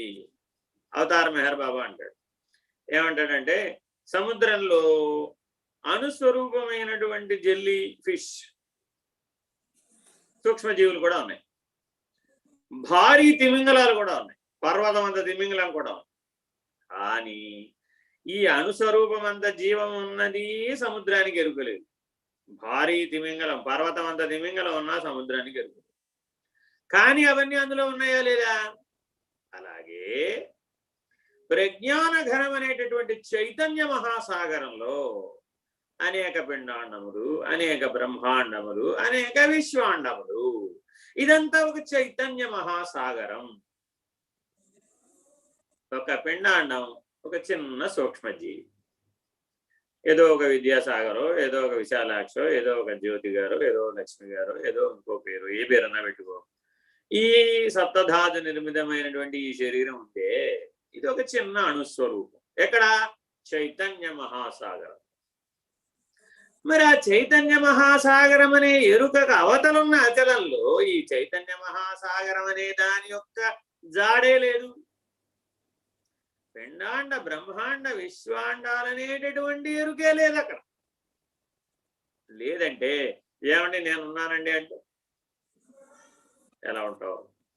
అలా ఉండే అవకాశం లేదు. కాబట్టి అక్కడ ఏమి లేవని చెప్పాలి? ఏవీ లేవని చెప్పాలి. లేవని చెప్తే ఏమని చెప్పాలి? ఏవీ లేవు. పిండాండము నిర్ణయం చేరుకలేదు, బ్రహ్మాండము నిర్ణయం చేరుకలేదు, విశ్వాండాన్ని నిర్ణయం చేరుక కూడా లేదు. కాబట్టి ఆ అచలం అనేటటువంటి పరబాహ్యంలో ఈ ఎరుకనే చైతన్య మహాసాగరం, అనంత విశ్వం అనేటటువంటి మహాసాగరం కదు. ఆ కదలికలలో భాగంగా అనేక బ్రహ్మాండాలు వచ్చినాయి. ఆ కదలికలలో భాగంగా పంచభూతాలు వచ్చినాయి. ఆ కదలికలలో భాగంగా అనేక జీవులు వచ్చినాయి. ఆ అనేక జీవులలో భాగంగా 84 లక్షల జీవరాశులు. ఆ 84 లక్షల జీవావరణంలో మానవుడు. ఇలా వాటంతట అవే తమకు తామే వృద్ధి చేసుకుంటూ నశిస్తూ ఉన్నాయే తప్ప దీనికి బయలుకి ఎట్టి సంబంధం లేదు, ఎట్టి అంటూ లేదు, ఎట్టి తాదాత్మ్యత లేదు, ఎట్టి ఉనికి లేదు. వీటికి కేవలము సర్వకాలము ఉన్నది పరబాహ్యం మాత్రమే. ఈ అనంత విశ్వము ఆ బయలులో లవలేశము వంటిది, ఒక తుంపర వంటిది. అచలాన్ని గనక ఒక మహాసముద్రంగా గనక మనం భావిస్తే, ములుగుర్చ సందు లేకుండా వ్యాపకమై ఉన్నదానిగా భావిస్తే, అందులో ఒక తుంపర ఈ విశ్వం. ఒక విశ్వమే ఒక తుంపర అంటే అందులో నుంచి ఉత్పన్నమవుతున్న అనేక కోటి బ్రహ్మాండాలు, వాటిలో ఉన్నటువంటి ఇంకా సూక్ష్మ బిందువులు, అట్టి బ్రహ్మాండాలలో ఇంకా ఉత్పన్నమవుతున్నటువంటి పంచభూతాలు, దానిలో ఏర్పడుతున్న స్థావర జంగమాలు, అష్టమూర్తులు, దానిలో ఏర్పడుతున్న పిండాండాలు, వాడి జనన మరణాలు, వాడి జనన మరణాల మధ్యలో ఏర్పడుతున్న రాగద్వేషాలు, దానితో ఏర్పడుతున్న శోకం. చూడండి ఎక్కడ దాకా వచ్చేసాము. ఇప్పుడు ఏం ఉనికని చెప్తాం? ఎవరో నాకు ఫోన్ చేశారు, ఏమండి మీరు చెప్పింది చేయకపోతే నాకేదో తేడాగా ఉన్నట్టు అనిపిస్తుందండి. మీరు చెప్పింది చేస్తేనే బాగుంటుందంటారా, చెయ్యకపోతే బాగుంటుందంటారా? సరే, చెప్పింది చేస్తే బాగుంటుందంటారా, చెయ్యకపోతే బాగుంటుందంటారా? నేనేం చెప్తాను? ఇక నువ్వే నిర్ణయించుకోవాలి అంతే. చెప్పింది చెయ్యాలో వద్దు అనేది ఎవరు నిర్ణయించుకోవాలి? వాడే నిర్ణయించుకోవాలి. కానీ నిర్ణయించుకునేప్పుడు ఎలా ఉండాలి? నువ్వు సాక్షిగా ఉండాలి. ఎందుకని? ఆ సాక్షి జ్ఞానం నిన్ను ఎరుక దాకా తీసుకెళ్తుంది. నువ్వు చేసింది తీసుకెళ్ళదు, కొన్ని చెయ్యింది అంతకంటే తీసుకెళ్ళదు. కర్మ అక్కడ దాకా నేను తీసుకెళ్ళలేదు, కర్మ ఫలం కూడా నిన్ను అక్కడ దాకా తీసుకెళ్ళలేదు. కానీ నువ్వు సాక్షి స్వరూపుడై ఉన్నటువంటి జ్ఞానం ఉందే, ఆ జ్ఞానం నిన్ను పట్టుకెడుతుంది. ఎక్కడ దాకా పట్టుకెడుతుంది? నీ సంస్కారాలు, నీ వాసనలు, నువ్వు పిండాండం కాదని, నువ్వు బ్రహ్మాండం కాదని, నువ్వు సాక్షిభూతుడు అని, నువ్వు బ్రహ్మాండ సాక్షి అని, పరబ్రహ్మమనే నిర్ణయాన్ని పొందే వరకు ఈ సాక్షి జ్ఞానం పనికొస్తుంది. కాబట్టి సాధన ఎక్కడ దాకా చేయాలి? జ్ఞాన మార్గంలో అంటే పరబ్రహ్మ నిర్ణయం పొందేదాకా చేయాలి. అప్పుడు చెప్పాలి, ఏ సాధన నీకెందుకు వేసానికి పనికిరాదు విను మాయయ్య. విను మాయయ్య అంటే విను మాయయ్య ఇది. అంతేగాని ఆ వినుమా అని తీసుకొచ్చి ఇటు కలిపేవనుకో, వినుమా అయ్యా అని విడిపోదు, అది ప్రమాదం. కాబట్టి అచల సిద్ధాంతాన్ని మనం అర్థం చేసుకునేటప్పుడు సరిగా అర్థం చేసుకోలేదు అనుకోండి, వాచ్యార్థ పద్ధతిగా కనుక దాన్ని అర్థం చేసుకుంటే చాలా ప్రమాదం వచ్చేస్తుంది, శాంతం కిందకు వచ్చేస్తుంది. శాంతం నాస్తికవాదానికి అతి దగ్గరగా కనబడుతుంది. అందుకని మలయాళ ఏజెందులు అంటారు, శుష్క వేదాంత తమో భాస్కర్ అందరూ చదవాలి. ఈ శుష్క వేదాంత తమో భాస్కరం ఎవరైతే చదవరో వాళ్ళకి ఈ అచలం అనేటటువంటిది సరిగా ఎక్కదు, విపరీత అర్థంతో ఎక్కుతుందన్నమాట. ఎందుకని? ద్వైతానే విడనాడాడు, ద్వంద్వానే విడనాడాడు. ఇక్కడే అచల సిద్ధాంతాన్ని చెప్పుకుంటాడు. తుర్యనిష్ట కలిగి ఉండడు, కానీ ఎరుక నిర్ణయం చేసేస్తాడు. ఏమంటాడు? నువ్వు అన్నాన్ని గుర్తిస్తున్నావా లేదా? ఆ గుర్తించేది ఎరుక. నువ్వు సుఖ దుఃఖాలను గుర్తిస్తున్నావా లేదా? ఆ గుర్తించేది ఎరుక. సరే, గుర్తించేదే ఎరుక అన్నావు కదా, విడిచేయచ్చు కదా, మరి విడవలేడు. అది లేదయ్యా, నువ్వు పుట్టలేదయ్యా అని ఎన్నిసార్లు 100కి 1000 సార్లు చెప్తాడు. వీడు 100కి 1000 సార్లు చెప్పినా నువ్వు పుట్టలేదంటే వాడు మాత్రం అలా ఉన్నాడు. ఎందుకని? వాటిని అధిగమించడానికి కావాల్సిన సాధన సంపత్తి లేదు. సామర్థ్యం లేదు. ఇప్పటికీ మన వాళ్ళు చాలా మంది ఉన్నారు, అనేక మంది.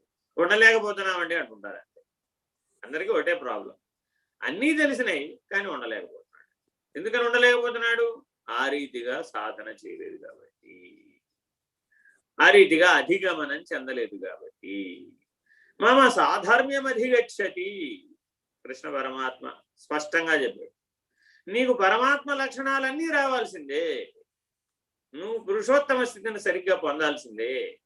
అప్పుడే నీకు అధిగమనం సాధ్యమవుతుంది, లేకపోతే అది వీలు కాదు.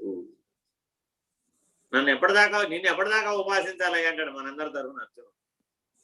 అదే పని ఏంటి నాకు అర్థం కాదు, పొద్దున లేచిన మొదలు రాత్రి నిద్రపోయేదాకా నన్నే ఉపాసించమంటావు, నాకు వేరే పని పాట లేదా? ఎప్పటిదాకా ఉపాసించాలి? మమ సాధర్మ్యం అధిగచ్చతి. నాకెంత సామర్థ్యం ఉందో అంత సామర్థ్యాన్ని నువ్వు పొందే వరకు నువ్వు ఈ పని చెయ్యి. నాకున్నటువంటి ధర్మాలని, నాకున్న లక్షణాలని కనుక నువ్వు జ్ఞాన రూపంలో కనుక పొందగలిగినట్లయితే నువ్వు అధిగమనం చేయడం సులభం, అధిగమించడం చాలా సులభం. ఎందుకని ఇది ఉన్నది ఇది ఉన్నది ఇది ఉన్నది అంటూ వెళ్ళు, తర్వాత ఇది లేనిదని ఒకసారి అంటే అడ్డు తెగిపోయింది. ఎలాగా అంటే ఉర్వారుకమివ బంధనాన్ మృత్యోర్ముక్షీయమృతాత్. అది ఆ దోస పండు పండటానికి చాలా టైం పట్టింది, కానీ విధులు వదిలేయడానికి క్షణమే పట్టింది. అంతే తప్ప వదిలేయడానికి పిందె కాసినప్పటి నుంచి పండు పండినంత కాలం పట్టదు. రాత్రంతా తెల్లారంతా గమనిస్తూనే ఉన్నాడు, అది పండిపోయింది. రాత్రికి కూడా రేపటికి కూడా అలాగే ఉంటుంది అనుకున్నాడు, కానీ రాత్రి ఎప్పుడు అది ఒక క్షణంలో విడిచేసింది. అలాగే ఎరుక విడవడం అనేది ఒక క్షణంలో జరిగే పని. ఎందుకని కైవల్యం అనేది ఒక క్షణంలో జరుగుతుంది. బ్రహ్మాండాన్ని ఉర్వారుకంగా భావించాలి, బ్రహ్మాండాన్ని హస్తామలకంగా భావించాలి. అట్టి లక్షణం కలిగిన వాడెవడో పరమాత్మ. అలా పరమాత్మ స్థితితో, అలా పురుషోత్తమ స్థితితో ఎవరైతే పిండ బ్రహ్మాండాలలో ఉన్న సమస్తాన్ని చూడగలిగాడు, అతనికి ఏ రకమైనటువంటి బాధితమయ్యే అంశాలు లేవు. తన శరీరం తన కళ్ళ ముందే పడిపోతుంది, ఆయన వేణువు వాయించడం ఆపలేదు. తన కళ్ళ ముందే తాను నిర్మించినటువంటి ద్వారకా నగరం మునిగిపోయి ఏమీ బాధపడలేదు. మొత్తం అందరూ ఒట్టుకుపోయారు సముద్రంలో, ఏమీ బాధపడలేదు. తానే స్వయంగా అన్ని దగ్గరుండి జరిపించేసాడు, మొత్తం అందరినీ పంపించేసాడు, ఏమీ బాధపడలేదు. తానే అందరినీ అంతకుముందు బాల్యంలో ఏం చేశాడు, వృద్ధి కూడా చేశాడు, అప్పుడు అలాగే ఉన్నాడు. ఇలాగా పిండ బ్రహ్మాండాలలో ఏ ఉత్పత్తి లయాలకి సంబంధించిన ఏ అంశమైనా సరే బాధితం కాకుండా ఉన్నవాడెవడో వాడు పురుషోత్తం. వాడికి నిర్ణయం అయింది అచలం అంటే. క్షర అక్షరములు దాటి పురుషోత్తమ నిర్ణయం దాకా వచ్చిన వాడెవడో వాడికి నిర్ణయం అయింది ఇదంతా లేనిదని. వాడు ఒక మాటతో చెప్పాడు, ఇది లేనిరా బాబు. ఇంతకీ అశరీరి అయిన గురువు దగ్గరికి వెళితే ఏమన్నా నీకేమన్నా పుంఖాలుగా సంవత్సరాల తరబడి రోజుల తరబడి ఏం చెవిలో ఇల్లు కట్టుకుని చెప్పేది ఏమి ఉండదు. ఇది లేనిది అని చెప్తారంతే, ఒక మాటే చెప్తారు. మనం చెప్పే దక్షిణామూర్తి స్తోత్రంలో చిన్ముద్ర చూపించినప్పుడు ఎలా చెప్పాడు, అతద్వ్యావృత్తి. ఆ అతద్వ్యావృత్తిని సూచిస్తారంటే, అంతకు మించి అశరీరి గురువు చేసేది ఏం లేదు. కానీ అది చాలా విశేషమైనటువంటి సూచన. ఎటువంటి సూచనయ్యా, ఎరుక అనే దాని యొక్క మూలాన్నే లేకుండా చేస్తుంది.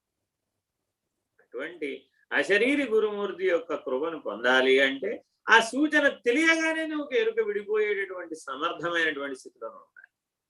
ఆ పరిణామం అంతా పూర్తి చేసుకున్నటువంటి వాడవై ఉండాలి.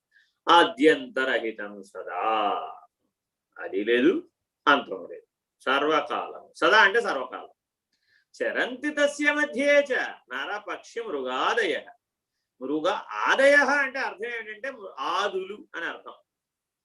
ఆది అంటే పిండ బ్రహ్మాండములన్నీ అని లెక్క కలిపి చెప్తున్నాడు అనమాట. మనకి బాగా తెలిసిన నరులు పక్షులు కాబట్టి, మృగములు కాబట్టి ఆదయ అని కలిపి.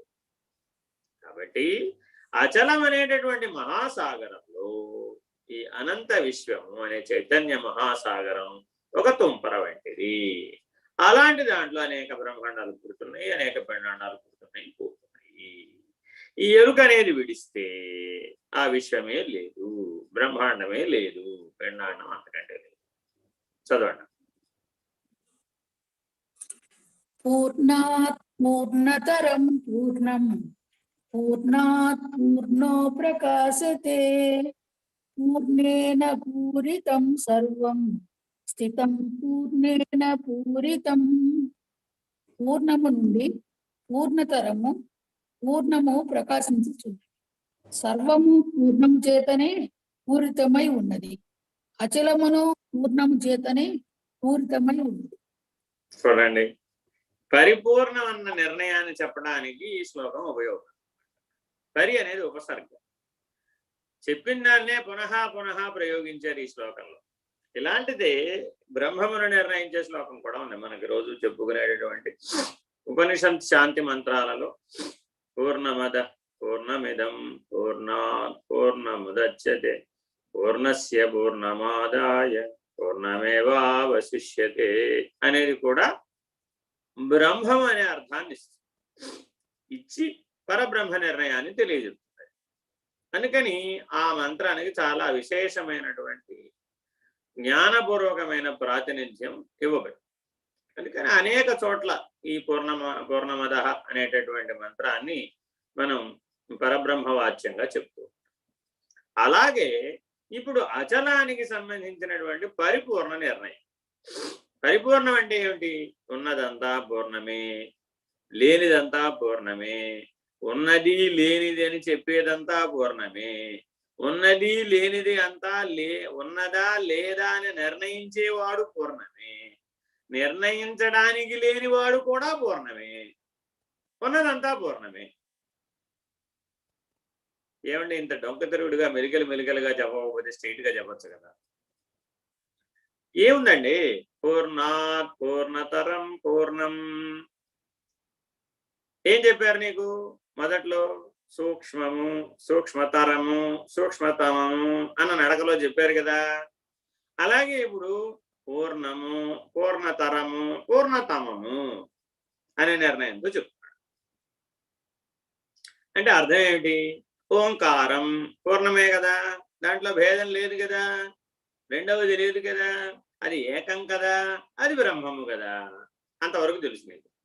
పూర్ణం బ్రహ్మమైతే, ఓంకారం బ్రహ్మమైతే పూర్ణతరం.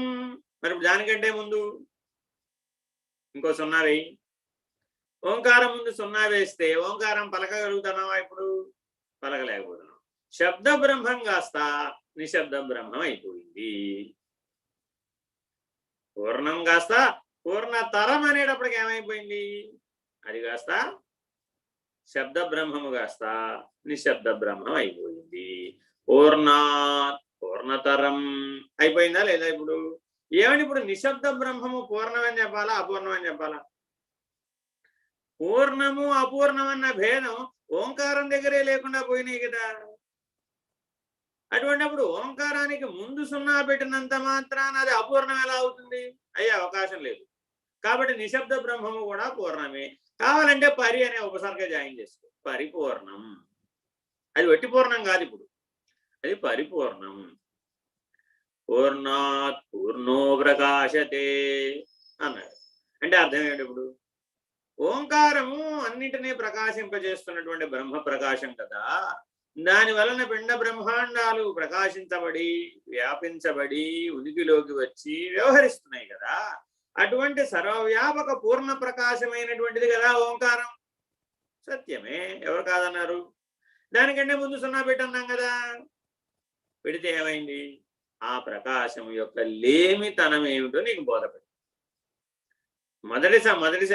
మొదటిదేమో శబ్దము నిశ్శబ్దం చేయి. రెండోది ఏమిటి? ప్రకాశము యొక్క లేమి విశ్వంలో అనంత విశ్వ మహాకేంద్రం నుంచి చూస్తే ఈ సూర్య ప్రకాశం అక్కడ దాకా చేరుతుంది. ఒక బ్లాక్ హోల్ తీసుకున్నామండి. ఒక కృష్ణ బిలంలో సూర్యప్రకాశం ఏమైపోతుంది? లేకుండా పోతుంది. మరి ఇప్పుడు కృష్ణ బిలం సూర్యుడు కంటే బలవత్తరమైందని చెప్పాలా, సూర్యుడే కృష్ణ బిలం కంటే బలవత్తరమైందని చెప్పాలా? కృష్ణ బలమే బలవత్తరమైంది. ఎందుకని దాంట్లోంచి బ్రహ్మాండాలు వెదజల్లబడుతున్నాయి, మళ్ళీ తీసుకోబడు. అలాంటి కృష్ణ బిలాలు విశ్వంలో కోకొల్లలు ఉన్నాయి, అనంత కోటి ఉన్నాయి. వాటన్నిటిలో నుంచి అనంత కోటి బ్రహ్మాండాలు ఉత్పన్నం అవుతూ లయమవుతూ ఉన్నాయి. అదే పని విశ్వంలో, దానికి వేరే పని పడాలి. మరి ఇప్పుడు అది ఆ ఓంకారం ముందు సున్నా పెట్టామండి. ఆ స్వప్రకాశం అనేటటువంటి పూర్ణం అనేటటువంటి బ్రహ్మ ప్రకాశం అనేటటువంటి దాని ముందు సున్నా పెట్టవయ్యా, ఇంకో పూర్ణం పెట్టు. ఏమైందప్పుడు? ఇదంతా లేనిది అని తేలిపోయింది. కాబట్టి అది పరిపూర్ణం. పూర్ణేన పూరితం సర్వం. ఏమండి, మేము ఓంకారాన్ని ఇంతకాలం ఉపాసించాం కదా, ఓంకారాన్ని ధనుస్సుగా పెట్టాం, ఓంకారాన్ని రథంగా పెట్టాం, ఓంకారాన్ని విల్లుగా పట్టుకున్నాం, ఓంకారాన్ని బాణంగా పట్టుకున్నాం, ఓంకారమే త్రిపురాసుర సంహారానికి ఆధారంగా పెట్టుకున్నాం. ఏకంగా మా మహాదేవుడు కూడా ఆ త్రిపురాసుర సంహారంలో ఓంకారమే ధనుసుగా పట్టుకుని వాడిని వేసేసాడు అన్నాడు. 3 శరాలను ఒకేసారి వేసేసాడు అన్నాం. మరి అటువంటి బ్రహ్మనిష్టను పొందానన్నాం. సహస్రారంలో ఓంకారమే గురుమండల రూపంలో ఉందని చెప్పాం. అలా మేము ఓంకారమే జీవితంగా ఓంకారాన్ని అణువున నవనాడులలో మాలో 7 ట్రిలియన్ల కణాలుంటే అంత ఓంకారాన్ని ఉపాసించాం. ఓంకారమే మేమైపోయాం. ఓంకారానికి మాకు అభేదం ఏర్పడిపోయింది. అంతగా మేము ఓంకారాన్ని ఉపాసిస్తే ఇప్పుడు మీరు వచ్చి ఓంకారం ముందు సున్నా పెట్టవయ్యా, అది లేదంటావేమిటి? నువ్వు లేనివాడవని నిరూపితం కావాలి అంటే ఈ ఓంకారానికంటే ఆవల ఉన్నది చెప్పబడుతుంది. ఓంకారం బిందు సంయుక్తం నిత్యం ధ్యాయంతి యోగినః కామదం మోక్షదం చైవ తస్మాత్ ఓంకారాయ నమో నమః. కాబట్టి పూర్ణేన పూరితం సర్వం. ఇప్పటి వరకు నువ్వు ఓంకారంలో నుంచే సర్వం వ్యక్తమైనట్టున్నావు కదా. ఆ సర్వం ముందు ఇంకో సున్నా పెట్టామనుకోండి, ఏమవుతుంది? ఈ సర్వం లేనిదైపోతుంది. అటువంటి సర్వము శూన్యము రెండూ కూడా లేనివే. స్థితం పూర్ణేన పూరితం. నువ్వు ఏ సర్వం ముందైతే సున్నా పెడితే అది లేకుండా పోయిందో ఆ సర్వము శూన్యము కూడా ఈ అచలంలో వచ్చిపోయేటటువంటి ఎరుకకు సంబంధించినవే కానీ అచలానికి సంబంధించినవి కావు, పరబాహ్యానికి సంబంధించినవి కావు. ఈ సర్వము కాదు, ఆ శూన్యము కాదు. కృష్ణ బిలం మధ్యలో ఉన్నదంతా శూన్యమే. ఆ కృష్ణ బిలంలోకి ఈ సర్వం అనే బ్రహ్మాండాలని పోతున్నాయి.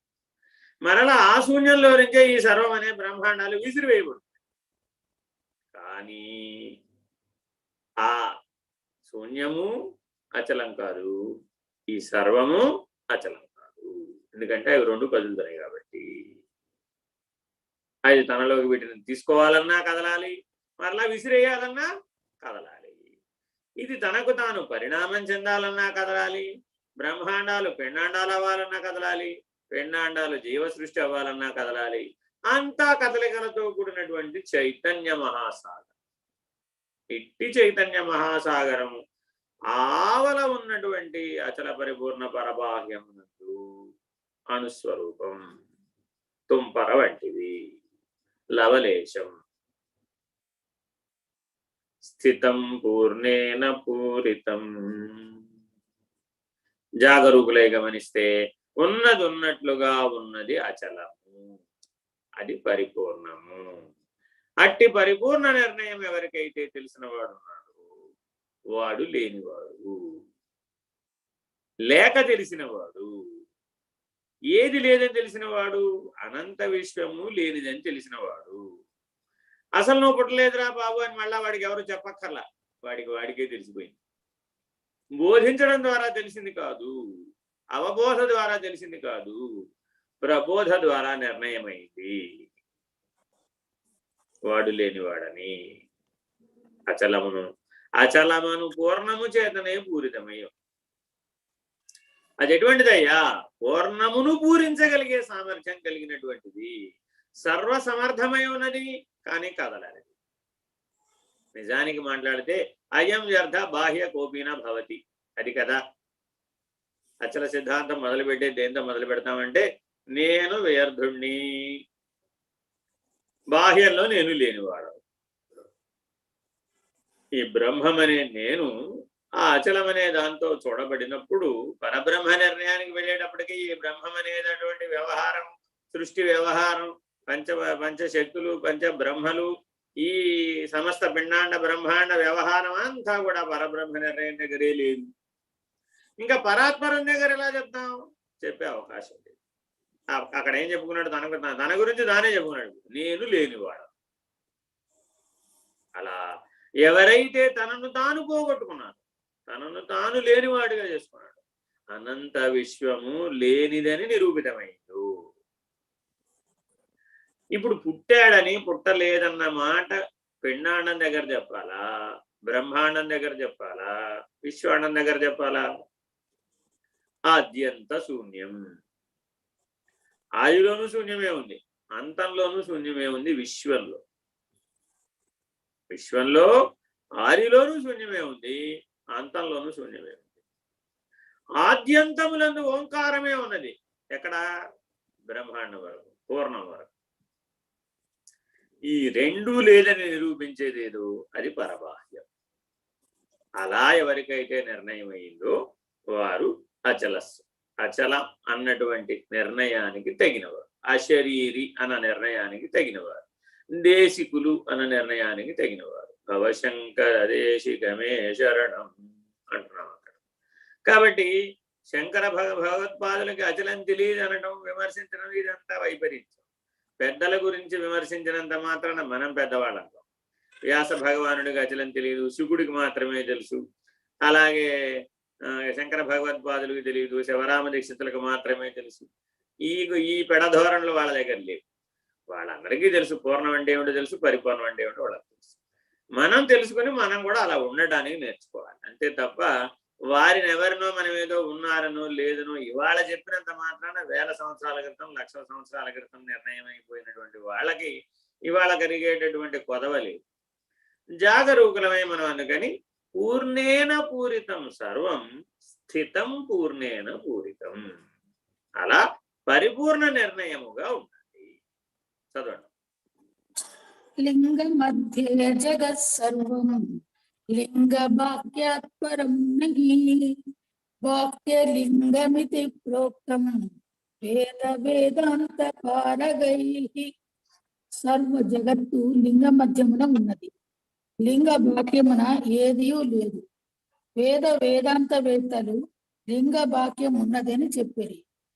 దేని యందు సమస్తము లీనమగుచున్నదో, ఏది సమస్తమునందు లీనమై ఉన్నదో దానిని లింగమందురు. ఆపాతాళనభస్థలాంత భువనద్ బ్రహ్మాండమావిస్ఫురత్ జ్యోతిస్ఫాటికలింగమౌళి విలసత్పూర్ణేందువాంతామృతై హస్తోగాప్లుతమేకమీశమనిశం రుద్రానువాకాంజపన్ ధ్యాయే దీప్సితపదం విప్రోభిషించేత్ శివం. ఈ శివం అనేటటువంటిది ఎటువంటిది అయ్యా? అన్నింటినీ ముడుచుకుంది. అది శివం అన్నా ఎరుకన్నా భేదం లేదు, రెండు ఒకటే. పరశివం మనం ఏదైనా ఒకటి చెప్పామనుకోండి, దానికి పరమన్న శబ్దాన్ని జోడించామనుకోండి, అది పరబాహ్యం అయిపోయింది. ఆత్మ పరమాత్మ, బ్రహ్మము పరబ్రహ్మము, శివము పరశివం, తత్వము పరతత్వం. వేదాంతంలో ఉన్న గొప్ప రహస్యం అన్నమాట. ఎక్కడెక్కడైతే ఈ పరశబ్దం జోడించబడుతుందో అక్కడక్కడల్లా అది పరబాహ్యాన్ని సూచిస్తోంది. బాహ్యము దానికి పరశబ్దాన్ని సూచించాం, పరబాహ్యం అయిపోయింది. అలాగే లింగ మధ్యే జగత్ సర్వం, ఆ 14 భువన భాండాలు వ్యాపించి ఉన్నటువంటి ఏ లీయతే గమయతే ఇది లింగ ఉన్నదో దానికి అంతా నిర్ణయం అయిపోయింది అయ్యా బాబు అని చెప్పింది ఏదైతే ఉందో అది పూర్ణం, అది బ్రహ్మజ్ఞానం. లింగ బాహ్యాత్ పరం నహి, ఇంతవరకే పూర్ణం వరకే ఆలోచించినటువంటి వాళ్ళు, పూర్ణం వరకే నిర్ణయం చెప్పినటువంటి వాళ్ళు ఏం చెప్పారయ్యా అంటే దాని అవతల ఇంకేం లేదయ్యా. వాళ్ళకి పరిపూర్ణ నిర్ణయం తెలియదు. కానీ బాహ్యలింగమితి ప్రోక్తం, సరి అయినటువంటి దేశికుడు, సరి అయినటువంటి అచల సిద్ధాంతం అచల నిర్ణయం తెలిసినటువంటి వారు ఎవరైతే ఉన్నారో, అశరీరులు ఎవరైతే ఉన్నారో వాళ్ళకి పరశివ నిర్ణయం అయింది, పరబాహ్య నిర్ణయం. అక్కడ ఈ లింగం అనేటటువంటి ఎరుక లేదు. అలా వేదాంత పారగై వాచ్యార్థ నిర్ణయం వరకే తెలిసినటువంటి వాళ్ళు మాత్రం శివమే సర్వత్రా ఉన్నది అని నిర్ణయం చేశారు. సర్వత్రా ఉన్నది శివమే, ఎవరు కాదన్నారు? ఎరుకే, ప్రజ్ఞానమే, చైతన్యమే, ప్రకాశమే, జ్యోతిర్బిందువే, జ్యోతిర్మండలమే, జ్యోతిర్లింగమే. మరి పరశివము ఇది ఒక అశరీరే ప్రశ్నిస్తాడు అన్నమాట. ఇది ఒక దేశికుడే నీకు సూచన చేస్తాడు. తత్పరంచావలోకయేత్, జాగరూకుడవై అట్టి పరశివ నిర్ణయాన్ని పొందినప్పుడు నీవే లేని వాడవని తెలుసుకుంటావు. చదవండి. నగ్రువ స్వస్థానమాశ్రిత్య గజేంద్రమపి కర్షతి నగ్రూబహిర్గతో యత్ర సునకేన వినశ్యతి. ముసలి తన నెలవున నుండి గజరాజును పీడింపగలదు. అది నీటి నుండి వెలువడినప్పుడు కుక్క చేత భంగపడు. పైవన్నీ చెప్పిన దానికి ఉపమానం చెప్తున్నాడు అన్నమాట. ఎరుకలో ఉన్నప్పుడు ఆ ఎరుకకు సంబంధించిన లక్షణాల చేత అది బలవత్తరంగా కనబడుతుంది. అదే పరబాహ్యం నుంచి కనుక చూసినట్లయితే అది నిస్సారంగా శక్తిహీనంగా కనబడుతుంది. ఇది మనకు కూడా రోజువారీ జీవితంలో అవగాహన అయి ఉన్నదే. ఎలా? ఉయ్యాల్లో ఉన్న పిల్లవాడు, ఎదిగిన పిల్లవాడు, ఉయ్యాల్లో ఉన్న పిల్లవాడిని ఎదిగిన పిల్లవాడు ఏడిపిస్తూ ఉంటాడు. అట్లాగే ఇటు పీకి వాళ్ళ అమ్మ ఏం చేస్తుంది? ఏయ్ జరగవతలకి అంట. వీడికేమో వాడిని ఏడిపించడం వింత ఆట. వీడు వెళ్ళి వాడిని బలహీనుడు అని తెలుసుకున్నాడు, అటు ఇటు లాగి వాడు ఏడుస్తూ ఉంటాడు. వాడు ఏడుస్తూ ఉంటే వీడు ఆనందిస్తూ ఉంటాడు. ఎలాగా? వీడు ఎదిగేసాడుగా మరి జ్ఞానంలో. అలాగే ఎవరికైతే దేశికులైనటువంటి వాళ్ళు, అశరీరులైనటువంటి వాళ్ళు, వాళ్ళకి పరబాహ్య నిర్ణయం తెలిసిపోయింది. ఇప్పుడు వాళ్ళ మీద ఎరుక ఎలా ప్రభావితం అవుతుంది? అయ్యే అవకాశం లేదు. ఈ ఎరుక అనే దానికి గ్రాహ్యము లేక గ్రాహకము అని పేరు. మనం గ్రహాలు పీడిస్తున్నాయి అంటాం చూసారా? ఈ గ్రహాలు పీడించడం అంతా ఎరుక గొడవే. నీలో ఉన్నటువంటి సామర్థ్యాన్ని, శక్తిని, ప్రకాశాన్ని, జ్ఞానాన్ని గ్రహించేస్తాయి అవి. నీ స్వస్వరూప జ్ఞానంలో, నీ పరమార్థ విజ్ఞానంలో నువ్వు అది అయ్యే ఉన్నావు, కానీ అది నీకు తెలియబడడం. ఎవరైనా తెలియజేస్తే తెలియబడు. కాబట్టి అది తెలిసినటువంటి మహానుభావుడు ఎవడైనా ఇది లేనిదిరా బాబు అని నీకు సరైన సమయంలో గనక సూచన చేసినట్లయితే అప్పుడు నువ్వు లేకుండా పోతావు. అలా లేకుండా పోయినప్పుడు నీవు ఎలా ఉంటావయ్యా? ఎరుక విడచినటువంటి వాడు ఇట్లా ఎలా ఉంటాడు? అత్యంత అసమర్థుడుగా ఉంటాడు, అత్యంత బలహీనుడుగా ఉంటాడు, గడ్డిపోత కూడా కదల్చలేని వాడుగా ఉంటాడు. ఎందుకని? ఏం చెయ్యాలన్నా కూడా మళ్ళీ ఎరుకలోకి దిగురా. ఏమంటే దిగి రాకుండా చేయలేడా? చేయగలుగుతాడు. సంకల్పాన్ని పూనకుండానే అక్షర పురుషోత్తములుగా సమస్తమును స్వాధీనమునర్చుకుని నిర్వహించగలుగుతాడు అని పరమాత్మ నిరూపించాడు. శ్రీకృష్ణ పరమాత్మ నాకేం సంబంధం లేదన్నాడు, అన్నీ చేసి. ఎన్నో సందర్భాలలో భవిష్యత్ అంతా అక్కడ చెబుతూ ఉంటాడు. ఆ సందర్భం వచ్చినప్పుడల్లా గుర్తు చేస్తూ ఉంటాడు. ఆయన పుట్టినప్పటి నుంచి పోయే వరకు అందరినీ అడ్డు వచ్చినటువంటి ధర్మ సంస్థాపనకు అడ్డు వచ్చిన వారందరినీ తొలగిస్తూనే ఉన్నాడు. చిట్ట చివరికి ఏకమతంగా తొలగించాలనుకున్నాడు. మహాభారత యుద్ధాన్ని సంకల్పించాడు. అన్నింటినీ నెరవేర్చబడేట్టు చూశాడు. ఆఖరికి యదువీరులతో సహా పోయేటట్టు చూశాడు. ఎవరిని మిగల్చలే. ఎందుకు మిగల్చలేదయ్యా అంటే అస్త్ర విజ్ఞానము, శస్త్ర విజ్ఞానము, రెండు విజ్ఞానాలు ఉంటాయి. జాగరూకుడై గమనించాడు అనమాట. ఈ విజ్ఞానం తర్వాత తరంలో ఉన్న వాళ్ళకి అందితే చాలా ప్రమాదం. ఈ కలియుగంలో ఉన్న వాళ్ళు ఎవరు కూడా సరైన వాళ్ళు కాదు. వీళ్ళకి శస్త్రాస్త్రములకు సంబంధించినటువంటి విజ్ఞానం లభించకూడదు. అటువంటి వాడు ఒక్కడు కూడా భూమండలం మీద మిగిలి ఉండకూడదు అనుకున్నాడు అంతే. ఎందుకని పూర్తి స్వార్థపరులైన వాళ్ళందరూ ఈ కలియుగంలో వస్తారు. అప్పటికే బోల్డు మంది వచ్చేసారు, ద్వాపర యుగంలోనే బోల్డు మంది వచ్చేసారు. దివ్యాస్త్రములను స్వార్థ నిమిత్తమై వాడేటటువంటి నడక ఆనాడే వచ్చేసి ఇంకా కలియుగంలో ఎక్కువ మంది బోల్డు మంది వచ్చేస్తారు. ఎందుకని మొత్తం అసలు సమూలంగా ఎవరూ మిగలకుండా పోయి ఆఖరికి తనతో సహా. ఎందుకని ఆయన సకల శస్త్రాస్త్ర పారంగతుడు. ఆయన మిగిలిపోవచ్చు అనుకోవచ్చుగా, ఆయన నేను ఉండిపోవచ్చుగా ఇంకో యుగం పాటు అనుకోలే. ఆయన నాతో సహా అని సంకల్పించాడు. కాబట్టి సాధకుడు ఎలా సంకల్పించాలంటే ఇప్పుడు పరమాత్మ వలె సంకల్పించాలంటే ఇప్పుడు నాతో సహా పోవాలయ్యా బాబు, నేను మిగిలిపోవాలని అనుకోకూడదు. నాతో సహా పోగొట్టుకుంటే పరిపూర్ణుడు, నేను మిగిలిపోతే పూర్ణుడు. అంతే, ఇంతే భేదం. ఈ సత్యాన్ని జాగరూకుడవై ఈ ఎరుక ఎలా అసమర్థమైపోతుందో అలాంటి తీరుగా పరిపూర్ణ నిర్ణయాన్ని పొందు. ఎరుక ఉన్న మొసలే ఉన్నటువంటి నెలవుకి ఆ చెరువులోకో ఆ సముద్రంలోకో లేకపోతే ఆ నదిలోకో నువ్వు వెళ్ళావు. అది అక్కడ బలవత్తరం, అది నిన్ను లాగేస్తుంది.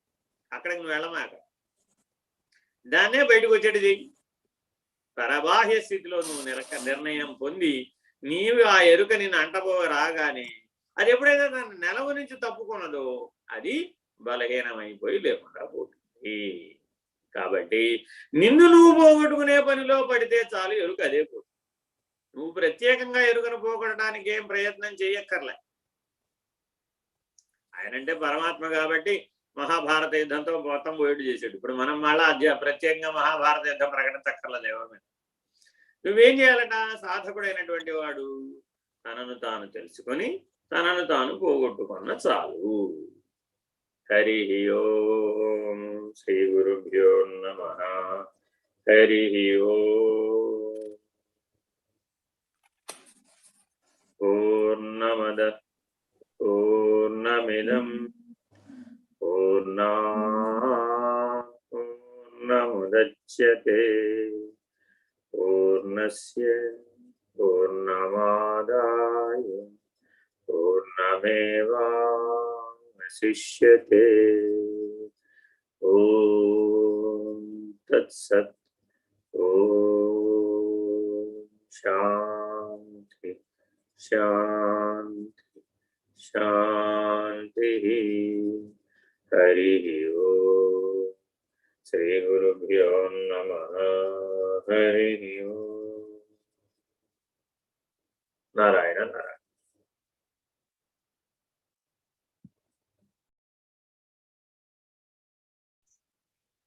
సాయిరామ్.